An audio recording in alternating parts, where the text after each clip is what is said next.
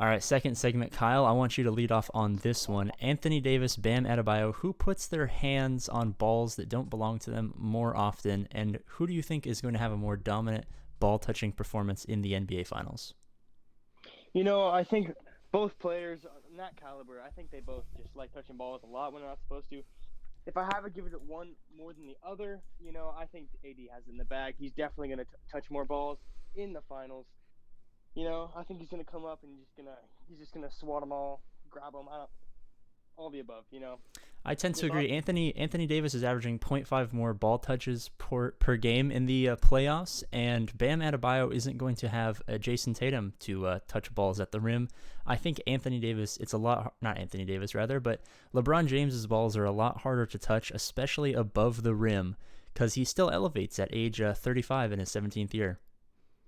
Yeah, he has something to prove still. So we'll But see. you can never count out Anthony Davis ever since his days at I don't know, did he go to Duke or did he go to Kentucky? I can't remember. All that I remember from his college days were that he had that one weird picture where he's laying butt ass naked in the middle of a locker room and smiling.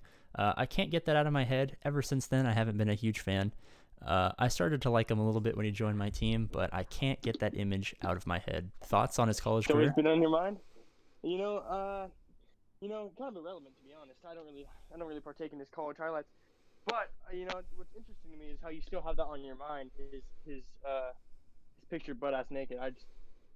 Any thoughts for that? I Well, don't know. basketball is one of those sports where legacy seems to be super important to everyone. There's the who's better, Michael Jordan, LeBron James, who has the better legacy. LeBron James going to his 10th finals appearance of all time.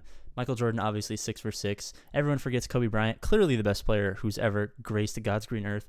But I think legacy is so important that we get one specific moment stuck in our heads.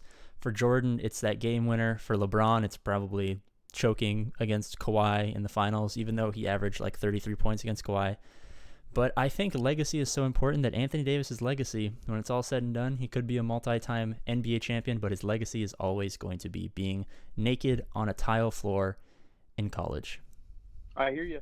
Would you not argue that LeBron James's legacy moment would be the SWAT of Iguodala? Well, no, I would actually argue that since more people hate LeBron than seem to like him, especially in the media, that their legacy moment is probably going to be that of a negative one. If I had to pick one, it was his hysterical crying after he said, "Cleveland, this is for you," because I thought that was a weak move. Crying, of course, is for girls, and LeBron James is not a girl. And I am super for toxic masculinity, especially in my sports. If someone cries or shows any emotion or is weak in any capacity, I don't want to watch Cancelled? it. Cancel I instantly. got you. Yeah. Okay. Okay. Yeah, we've come so far with changing, trying to get rid of gender stereotypes that we've actually, it's like a sine curve. We've gone all the way down to one end, but then we're just coming straight back. It's Okay, simple I hear math. you. It's simple math, Hmm. Kyle.